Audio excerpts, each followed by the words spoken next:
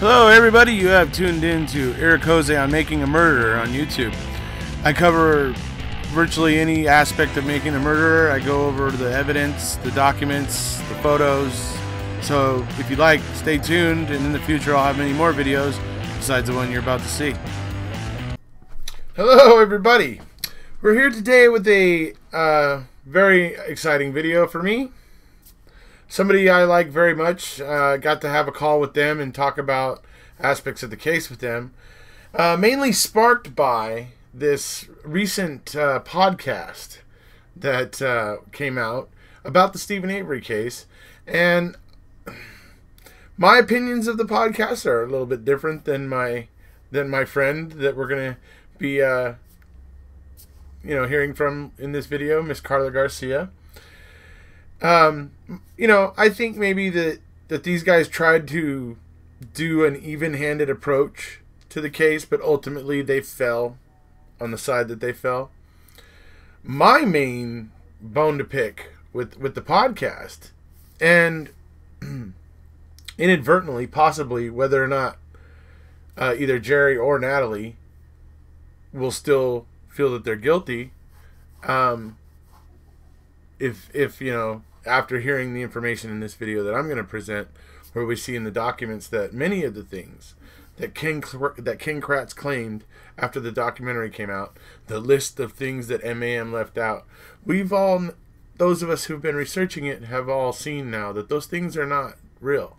They're not, and you'll see why, because I'm obviously, during this video, while Carla and I are talking, we'll stop at certain points where there will be documents inserted so that you can see the proof of what we're saying. And it's mainly with the main points of, like I said, for me, this is about the way that the podcast talked about those things that MaM left out. From Ken Kratz. All of them. It was his list of things. And knowing Ken Kratz, and how lying is like kind of like breathing to him, really. You gotta kind of treat Ken Kratz's claims with a little bit of skepticism, and the reason why, as you'll see in this video, is that because many of them can be refuted in the case documents, and that's probably why you didn't hear much about them in MaM, because those things just didn't become a big deal. But Ken Kratz tried to make them a big deal, and then we go out and see that Teresa wasn't afraid to go to the salvage yard. We go out and find in the documents that Steven Avery did not call Teresa's voicemail and ask, why didn't you come, or why didn't you show up? We find that out. We find out all these things that aren't true about what Ken Kratz said about what MaM left out. So that's mainly what this video is going over. However, Miss Carla Garcia, she does have a little bit of a bone to pick with the podcast duo. She kind of thinks that the mixture of accurate information with the particular mixture of inaccurate information, she kind of has a bone to pick with the hosts of the podcast. Now, I'm more of the opinion of these guys just started this year making podcasts. They're new at it. They're still getting their feet, and so they for whatever reason, obviously they ended the podcast saying that they believed that Steven and Brendan were guilty, but I can't help but wonder if they're basing that opinion on Ken Kratz's what MaM left out. If so, if they're the level-headed people that I suspect they might be, they may be willing to look at this stuff and say, okay, maybe we're not so sure. I'm not trying to get them to turn or flip, but what I do want to do is counter the information that was offered in the podcast as, absolute truth, namely the things that MaM left out. The other thing that I want to talk about and make really, really clear is the tactics of Ken Kratz, and why it's important to know what he's doing and how his mind is working. Okay, everybody remembers the press conference that conjures up the imagery of all the things that they claim happened to Teresa in that trailer and all that, right? So, we have that whole thing that he presented, but we have the way he did it with he was like the sweaty uncle with the sweat. I mean, where he's just talking about Stephen Avery being sweaty in just a ridiculously inordinate amount of times, right? Okay. That's, I mean, on the surface, it's like, yeah, whatever. Okay, he was, for whatever, playing that up. You know, he was trying to emphasize, you know, sweatiness. But when you think about what happens later, think about what he says MaM left out. And he talks about the hood latch. And he says, and if you believe that officers were planting, because he says it was sweat DNA, which doesn't exist. There's no such thing as sweat DNA. Okay? And he knows this.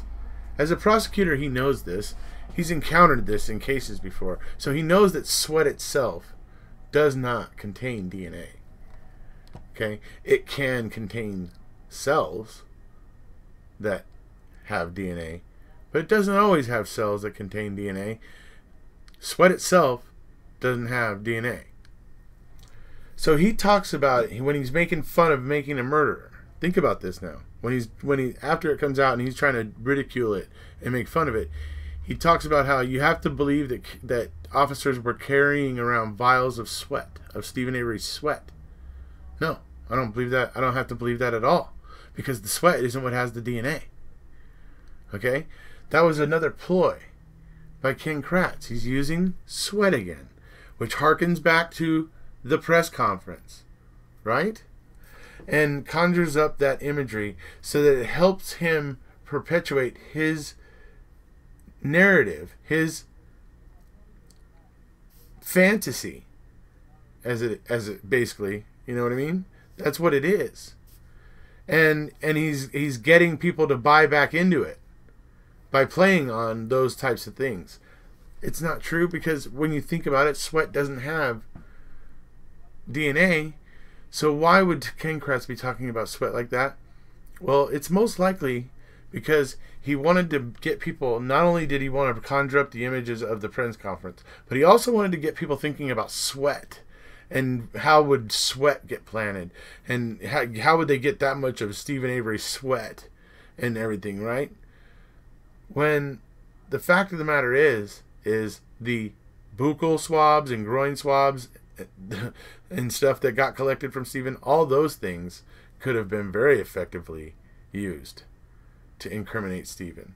And in fact, Zellner's experts, as I'll explain later in this video, have a theory of what happened with the hood latch swabs that pretty much fits every single little detail of what went down with the hood latch there, and what explains all the different like weird things about it. And they have their own theory, so I'll be explaining that later as well. So the main point is what is Ken Kratz doing? He's just playing games still. He's telling you about sweat DNA, or but there's no such thing, and that gets him to misdirect people into thinking about carrying around vials of sweat when that's not the way it would have happened. No, they didn't have massive quantities of Stephen Avery's sweat, but they did collect swabs. And that would explain why we find so much DNA on the hood latch. It's a ridiculously high amount of DNA that gets found on the hood latch. So, but without further ado, let's get over to me and Carla Garcia, the lovely Miss Carla Garcia, having a bit of a chat about this podcast, which was called CONSPEARED, by the way. I will leave everybody a link for CONSPEARED down below. There will also be a link for my Andy Colburn cabinet video, the secret entrance to Narnia video, basically. And then I will also be leaving a link to a couple of other videos there.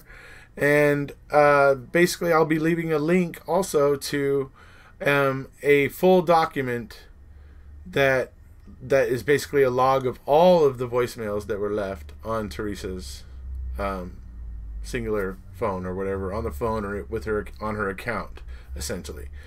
Tom Fassbender he got an email from Singular Corporation. They were able to give the information, and it basically tells what each one of them was about, what number it came from, and that sort of thing. So that document will also be down in the info below. Just wanted to let everybody know about that. And here we go. We'll get to it. All right. Hello, folks. We're here today to talk a little bit more about the Stephen Avery case, in particular about a recent podcast that was made about the Stephen Avery case. Now, I personally feel that the podcast wasn't too bad in the sense that I think that the people that were doing the podcast had some chemistry, and they were somewhat pleasant people to listen to. However, being a ardent supporter of Stephen Avery and Brendan Dassey, I could not help but making this video to point out some of the things that they had gotten a bit wrong. And I'm here with the lovely Miss Carla Garcia today to talk about it and some of the aspects of Hi, everybody. The things that they got wrong. Hello, Carla. Hi, how's it going? Good.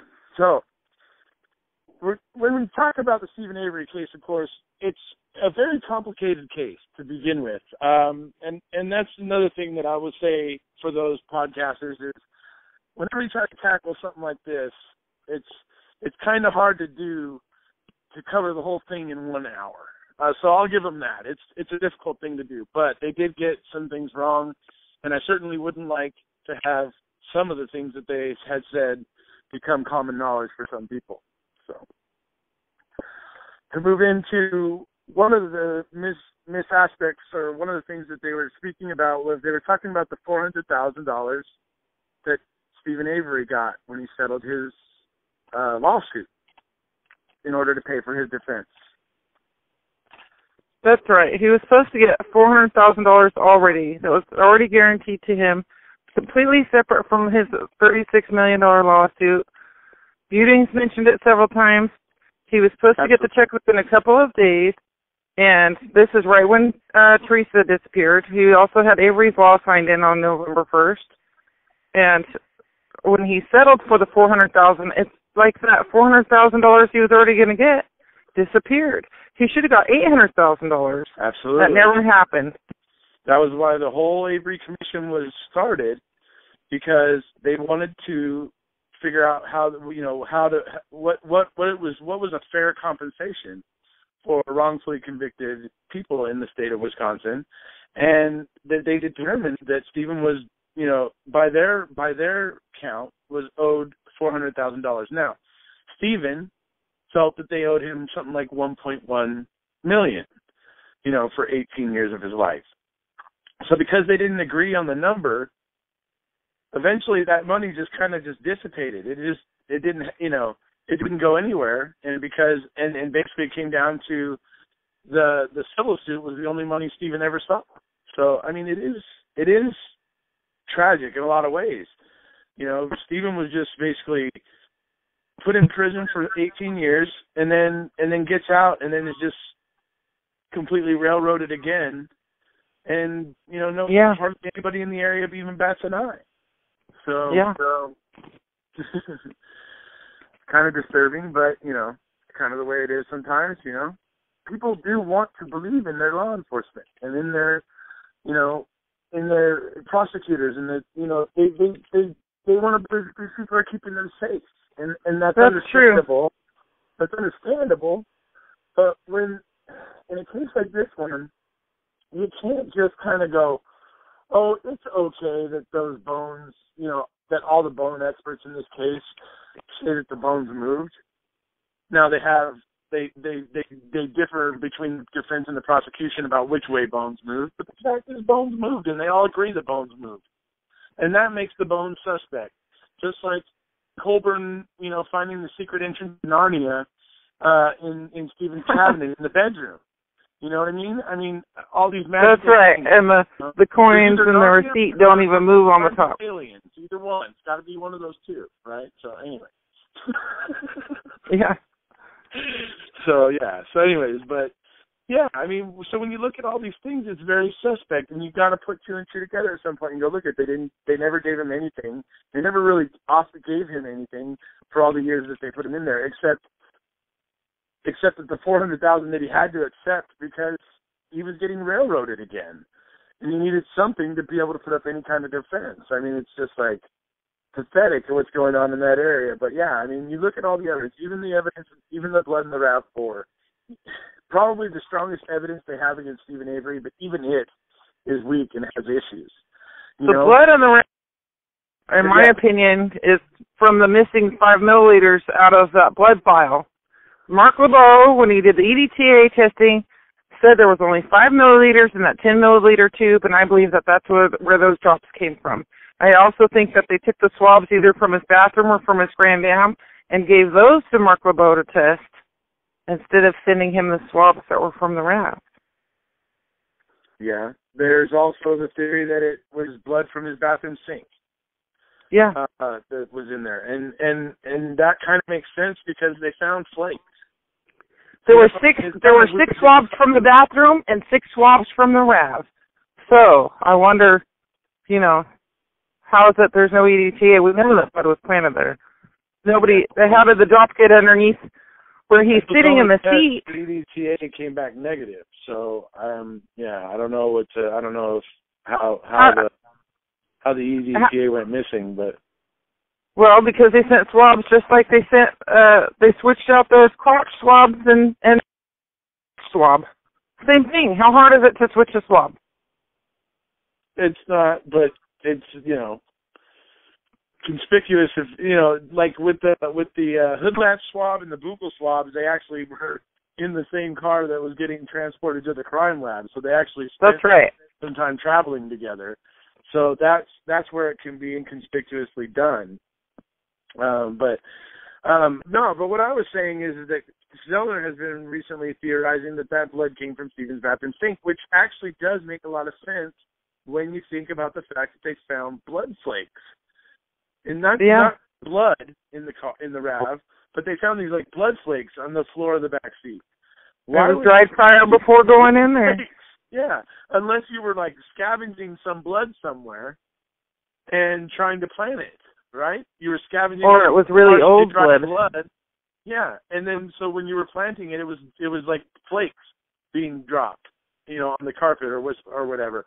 So that looks conspicuous in itself because you don't bleed flakes. It's like that makes it look awfully suspicious in itself. So, there's all these reasons why the evidence looks suspicious. And don't forget that tarp was over there, over the RAV, for no reason, obviously.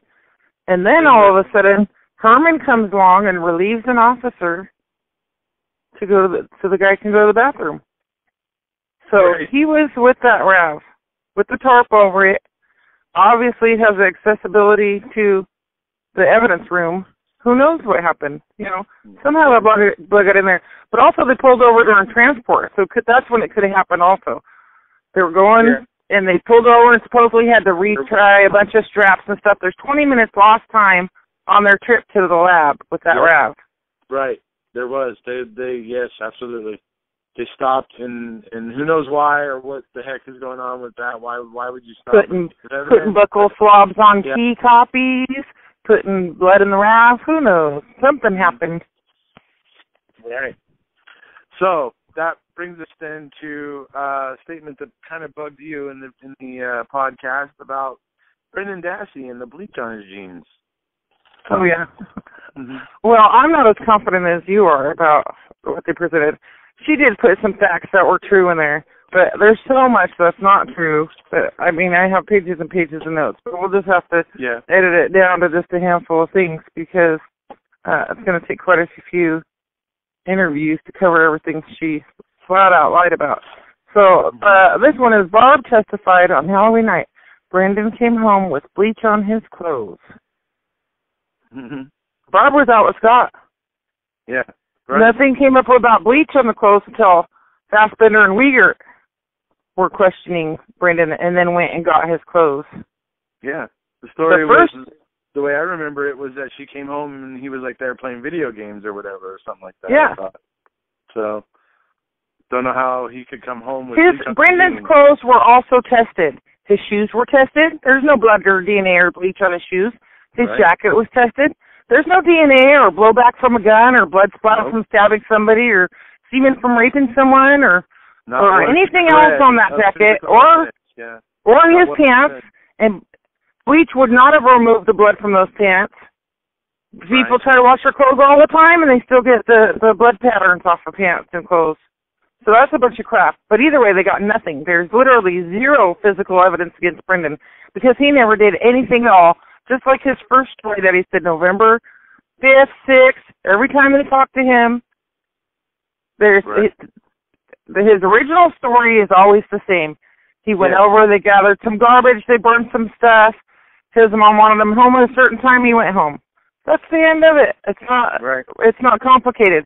It only gets complicated when you got Uyghur and Fassbender feeding him all these false facts and leading him in questioning. And then first they start testing him. First, you can see all these questions where they start with yes or no. And what the answer is they're looking for, that's what they begin with. So they'll say, yes or no, Brendan, blah, blah, blah, blah, blah. And they'll say yes. And they say, no or yes, Brendan, blah, blah, blah, blah, blah. And then he says no. Once they get that line of questioning down, then they realize, oh, we can really lead him like this. He sees what the pattern we're going with. Then they start really getting them to say stuff. After that. Well, yeah, they totally take advantage of him. I mean, it's pretty clear. Really. I was reminded of that clip of Mike Halbach when he's in front of all the reporters and he's so happy to be there talking to the reporters, right? But he's like, oh yeah, so whenever you ever wonder if Brendan Dassey had anything to do with this, you just take a tape of that confession, pop it in the VCR, and listen to it, and there it is right there. Well, there's a lot of people who are ignorant. There's a reporter behind him who then says, Mike, have you watched it? And he turns to her and he says, no. And she just kind of gets this look on her face. Oh, okay. And that's the other thing is the sweat DNA.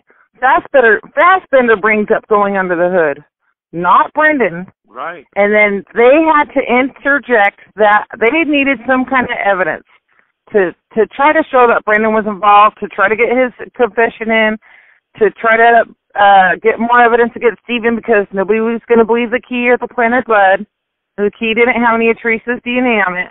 So what do? They come up with a bullet, and they come up with that sweat DNA. Sweat DNA doesn't exist, whatever. But they did take his crotch swab, and it was not in the warrant. So then Uyghur tells the nurse, oh, we don't need those. You can just get rid of those crotch swabs.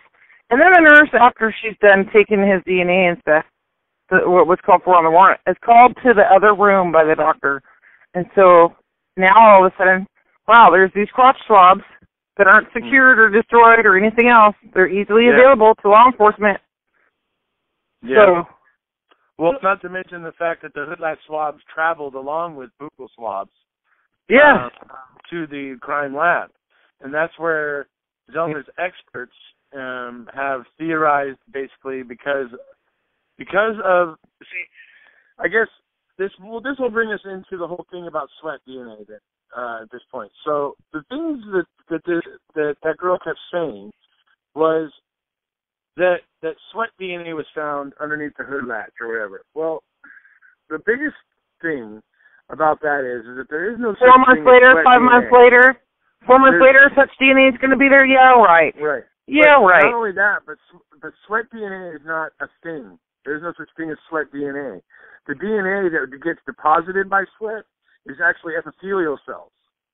Okay? Yeah. So it's a minimal amount of cells that kind of like scrape or break away from your skin when you touch something. Yeah. Right? Yeah. And sweat can help that process, but it's not the sweat itself. So no. That's I know that. The key in understanding this is the reason why people go so nuts when they hear about the sweat DNA on the hood latch is because of Ken Kratz's press conference where he talked about the sweaty uncle going down the sweaty hall, sweating sweat. Everybody thinks about that and that whole negative tone that brought.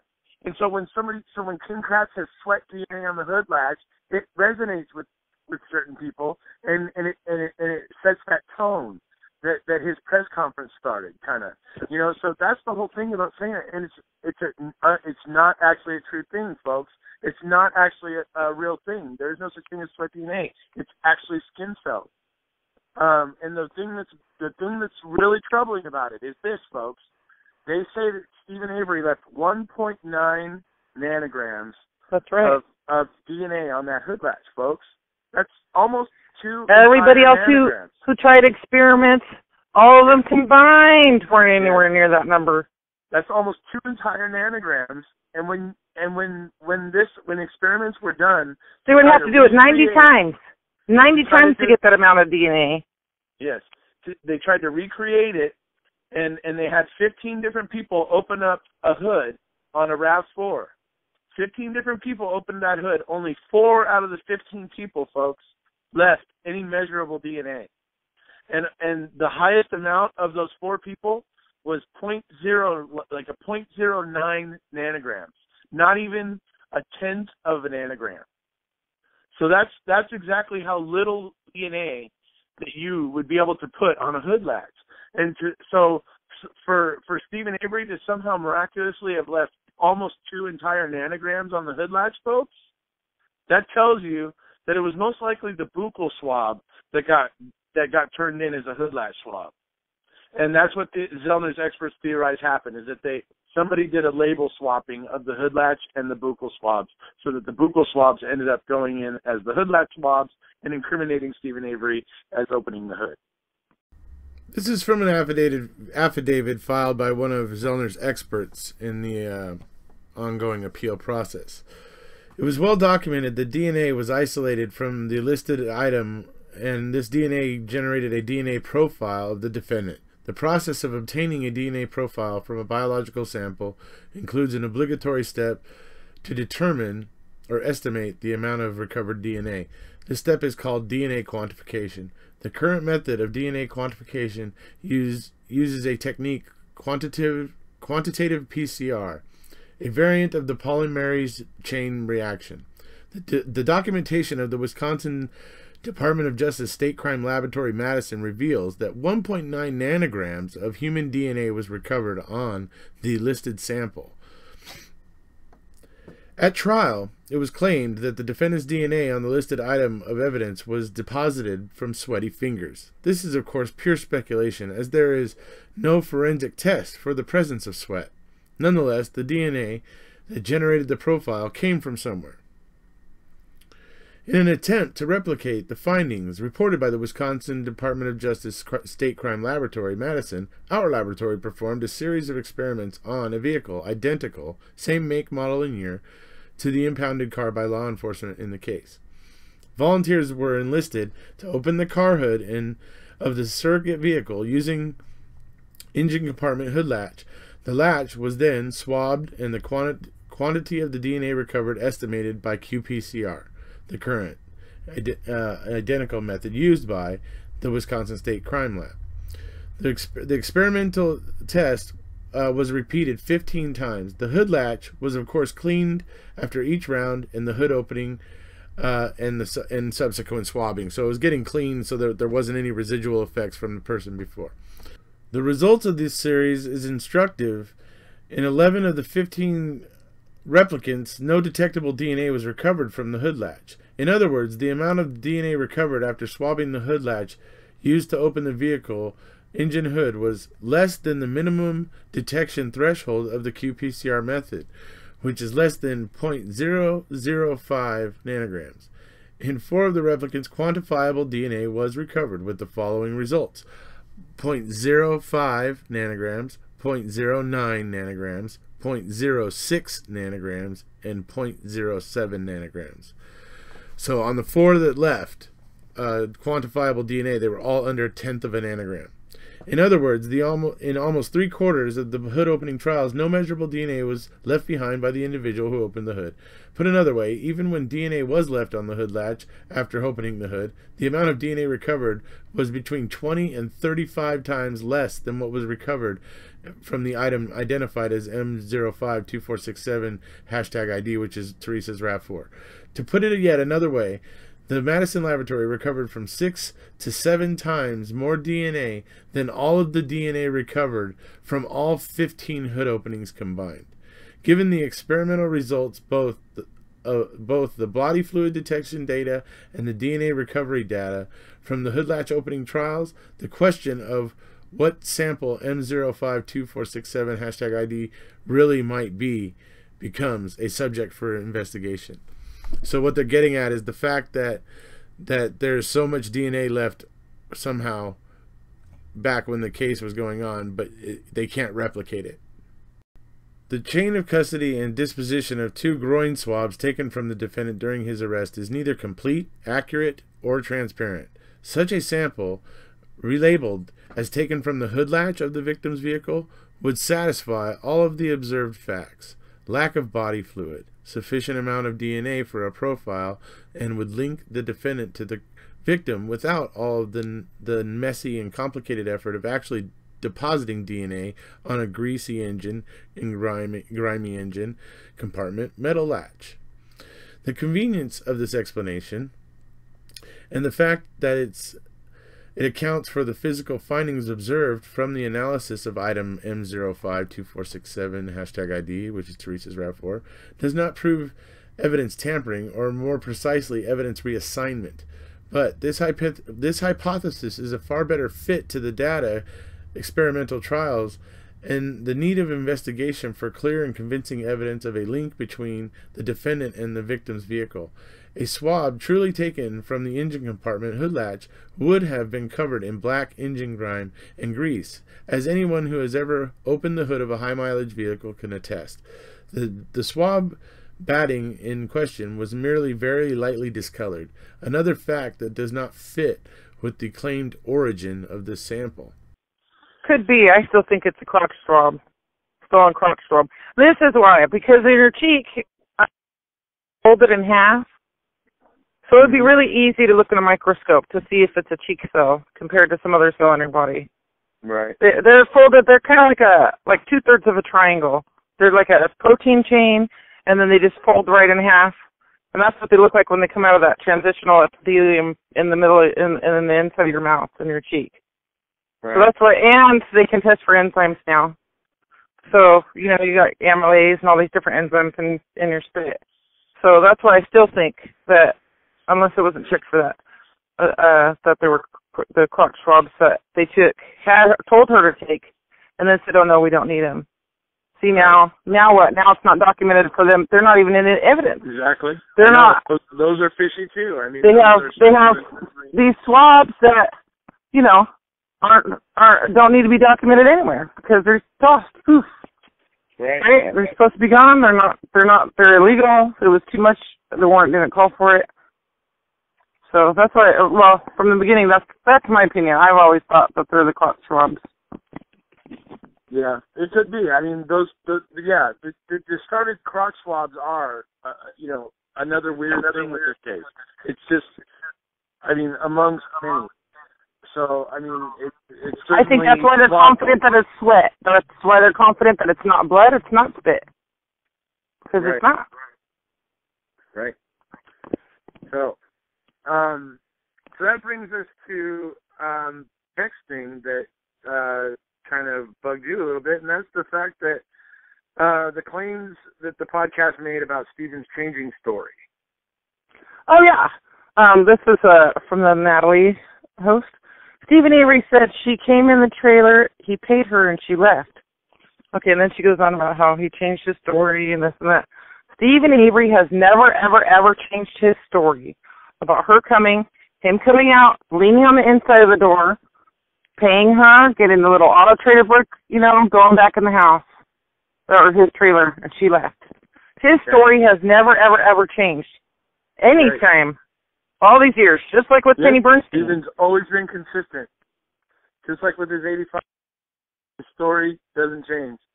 So that's a flat out lie. Yeah, and that's a sign of somebody who's actually telling the truth, by the way, because they tell the same story consistently. And if they got 8 fingerprints out of the inside of that RAV, unidentified fingerprints. Yeah. He said he leaned on the inside of that door. He said, "Oh, you'll probably find my fingerprints right there when I went to her car." Right. So why didn't they find his fingerprints right there? Right. Absolutely. I mean, there's a lot of things that they don't find that they should have found. I mean, if he's bleeding everywhere, where's his fingerprint? There should be some marks on that bedpost. If they had a 25-year-old girl thrashing and screaming and kicking and fighting for her life there, chained to it, there should be marks there. Some indicator that happened. There should be DNA of a rape and stabbing, or anything, any kind of hint that any of this happened. Oh, there should be something. You brought up a good point. She mentions at another point that he took her to the garage and then stabbed her and shot her out there. Yeah. Right. But which never happened. They didn't find anything of her in there.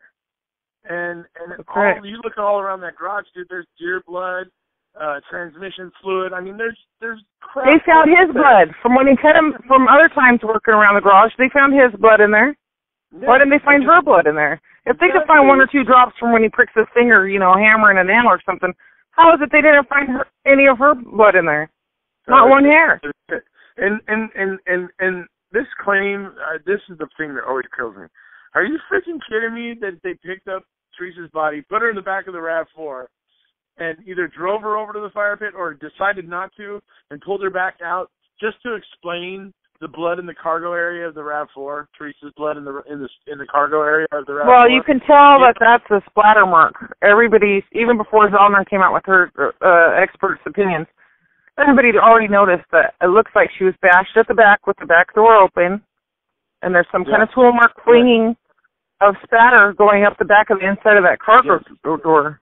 I intend to do a recreation spatter video to kind of show and illustrate that. And then Kratz says there's a big pool in the trunk, and he says that's in the transcripts. So that's during trial. He's pretending to the jury that there's this big pool of blood in the trunk. There's not. There's only a little tiny bit in the little corner and a little bit on the edge back there. It's not like somebody's just massively bleeding or... Right, so yes, in regards to the juveniles with diminished mental capacities, 8 out of 10 gave coarse confessions. I mean, that's a staggering...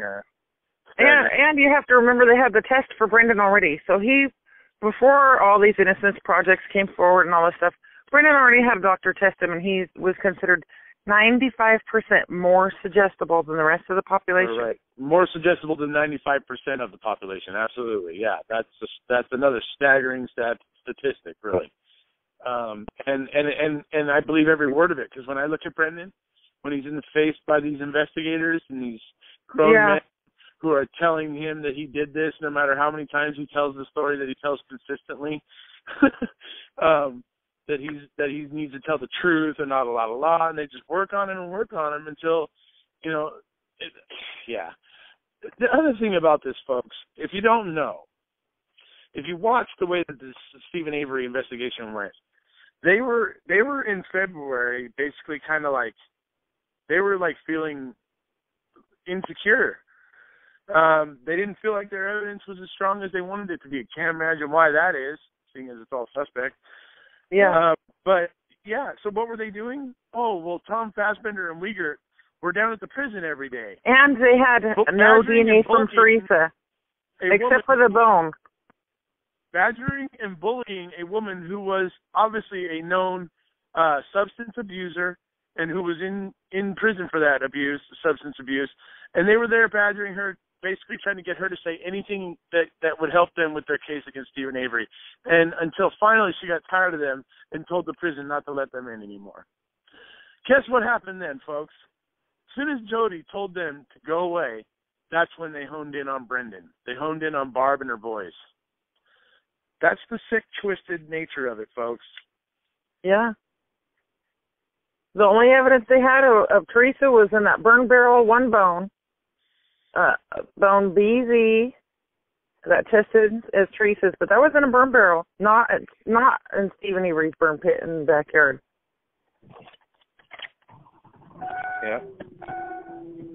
Hold on.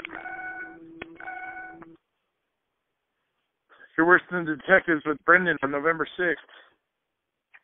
At least you don't have a metronome going. Sorry. Okay. Okay, so that brings us to the next topic, which would be the voicemail from Steven on Teresa's phone, which I previously had never heard of. So I would actually be interested to see if, would you say her name was? Natalie? Natalie. So if Natalie could bring a link to that, I'd be interested in seeing that.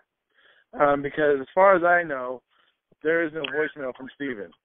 Yeah, it's a Stephen Avery called and hey, you never showed up. Why didn't you show up? And they put this creepy voice. They play this creepy voice on the podcast. Right.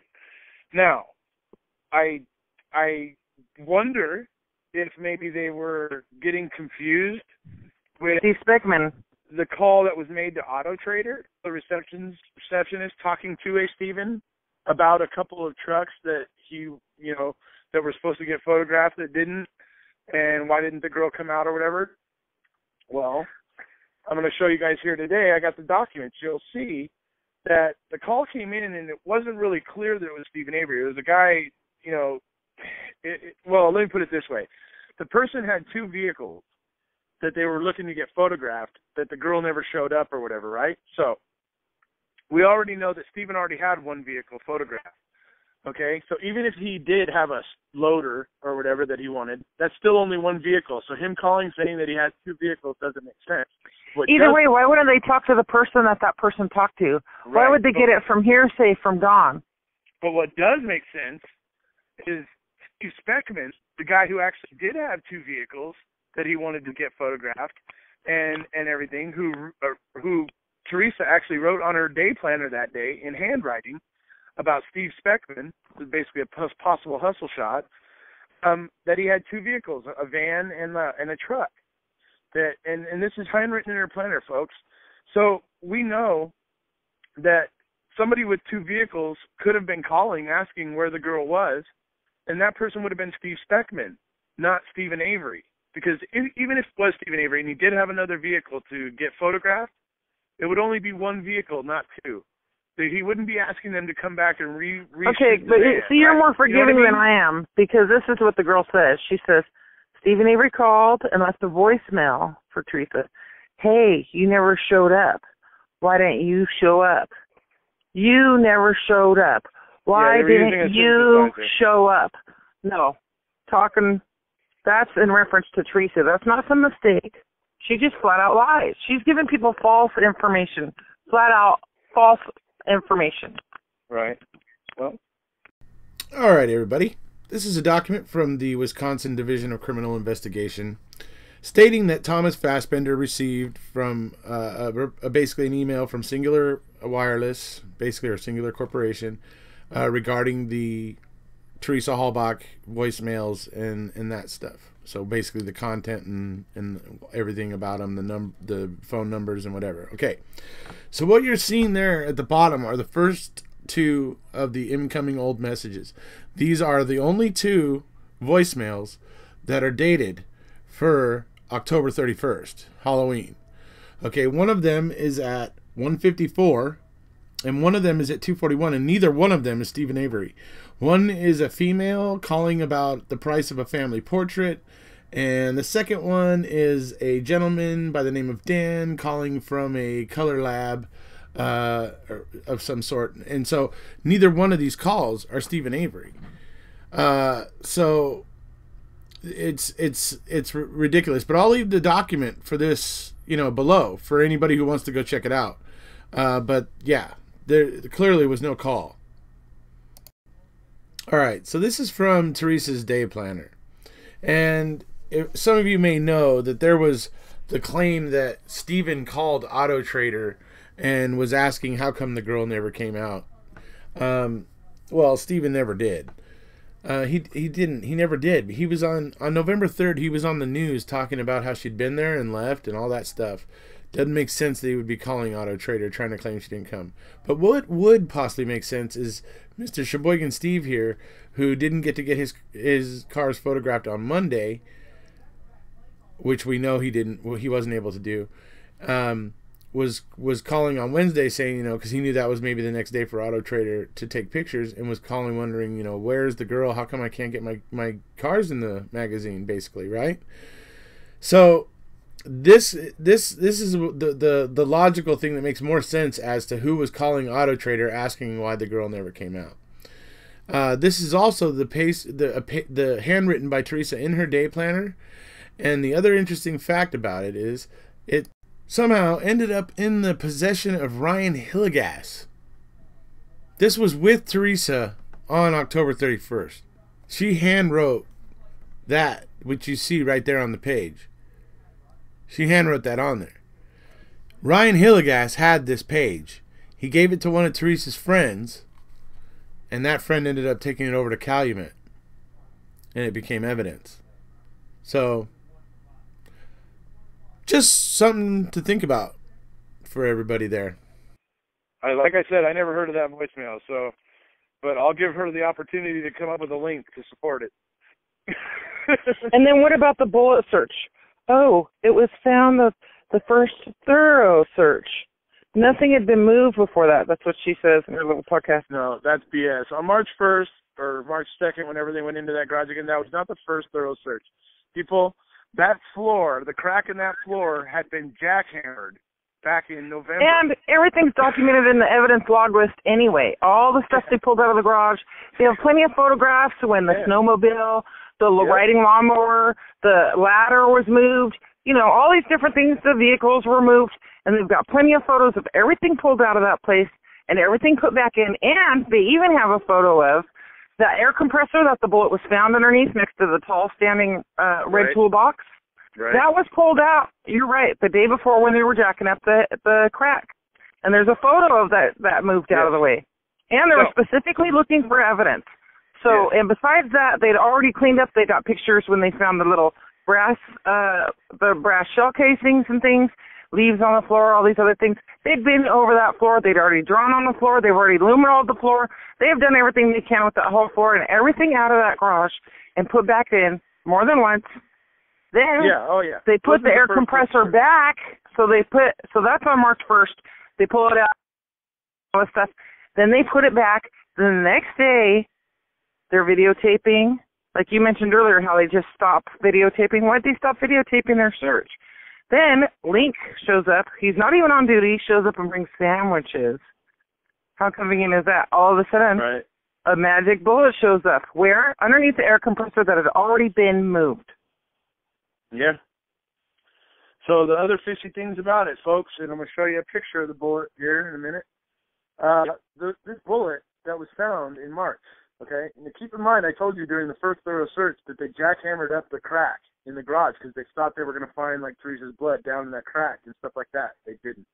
But what happens, I don't know if they searched it before that. If you understand construction and have ever seen what it's like breaking up concrete, it throws dust and particles everywhere. It gets everywhere. It floats through the air and gets on surfaces everywhere in the entire room. It's a mess. And when you look at the picture of the bullet, there's dust, there's concrete dust, all veins of concrete dust all over the floor. And this bullet that is clean, completely clean and shiny and has no dust on it, is sitting on top of a vein of concrete dust. That you can see it's like sitting on top of that vein of concrete dust. And it doesn't have any dust in it because it's kind of bowl-shaped at the top. There's no dust inside of the little bowl shape on the top of the bullet. There's nothing. It's concave. There's no dust in it. Yeah. Everything else has dust, all the toolboxes. Yeah. That bullet showed up after, okay? It clearly did. And here's the other thing, folks, is that when they went in there to the garage, just before, they were recording, but just before they found that bullet underneath the compressor, the camera stopped recording for some reason. So that's another little interesting bit about that bullet. That bullet has plenty of things about it that makes it highly suspect. So as I said, I'll show you guys the picture of that right now so you can see it. You see this picture? That right there is where the bullet is, where you see the mouse. Okay. You see what's all that on that floor? Do you see all of that dust? That is concrete dust. That is a buttload of concrete dust all over that floor, and it's everywhere. It's even in that tool shelving over there. Even it's everywhere. Even on some of the stuff. It's just everywhere. This dust is everywhere. Okay, now you got this dust everywhere. They jackhammered up the crack, looking for traces of Teresa. So if the bullet was used to shoot Teresa, that means the bullet should have been there before they jackhammered up the crack. You understand? Look at that bullet.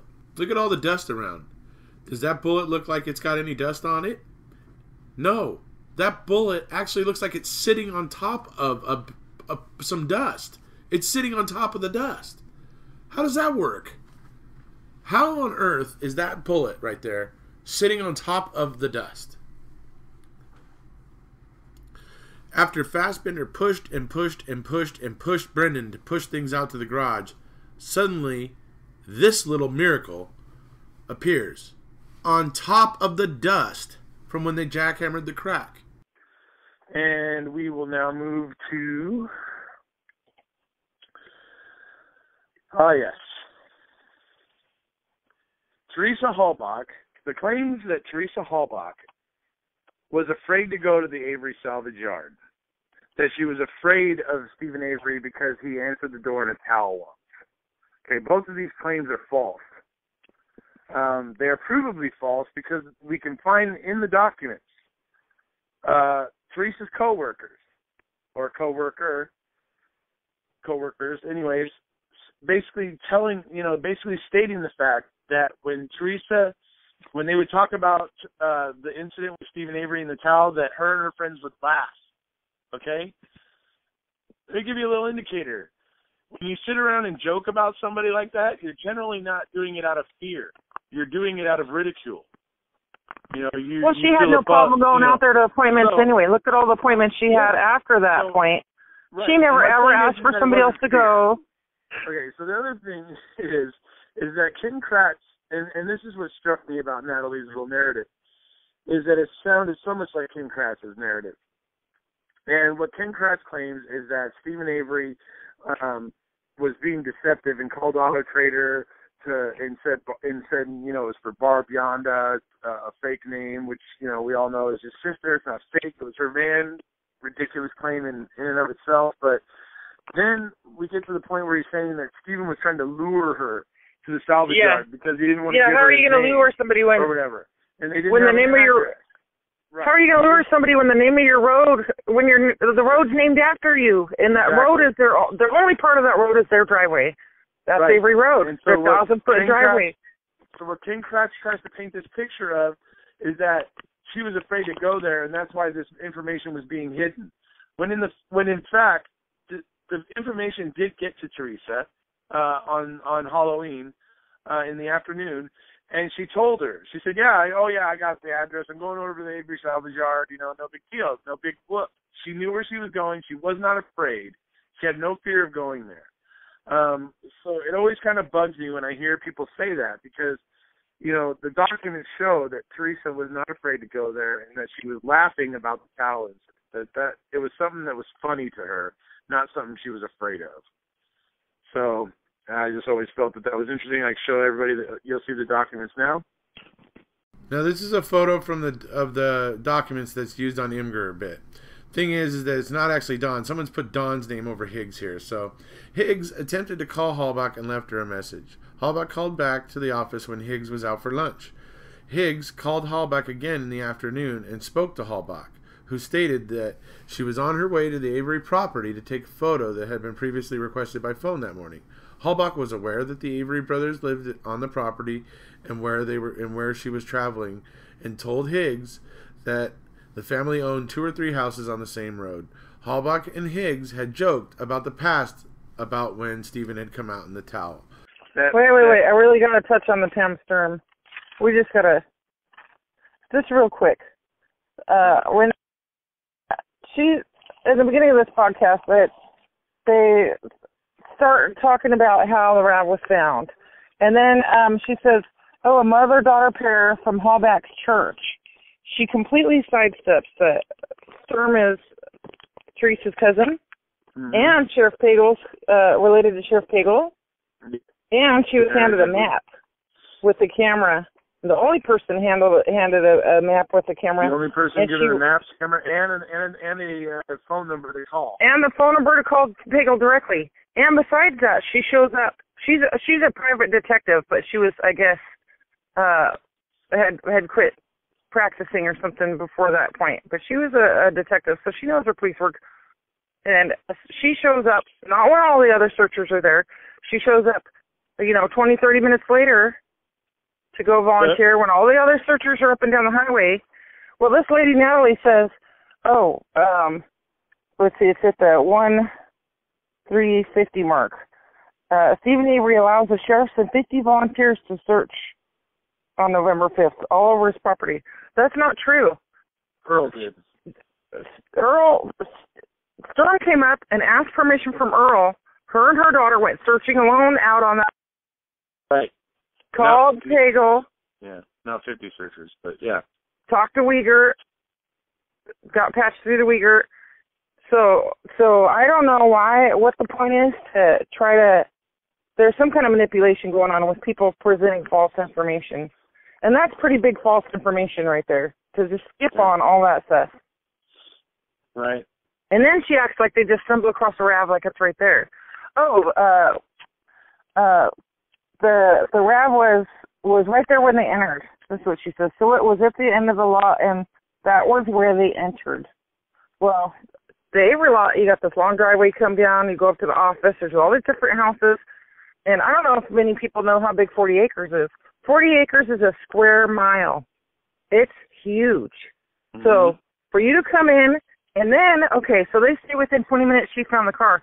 That's showing up at the property, going to the parking, finding the office, going to talk to Earl, getting permission, then getting out, and then walking through all these cars and finding something that's up the back way, up on a back ridge behind all these other cars. Mm-hmm. So that's a pretty darn good coincidence. Yeah, she kind of goes right to it, obviously. Yeah, and finds it in about 20 minutes. Yeah, it's certainly not. It certainly looks, extremely, suspect. And her saying, God led me to it. Yeah.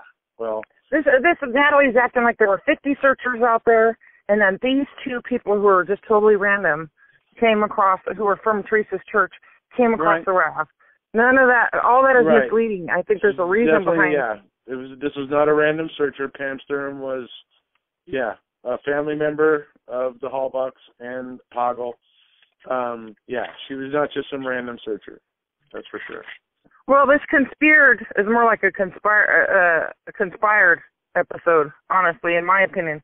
I know that you have more faith in those people, but the Gerald guy just seemed like he's kind of carrying on, kind of objective, but she's just putting out so many false facts.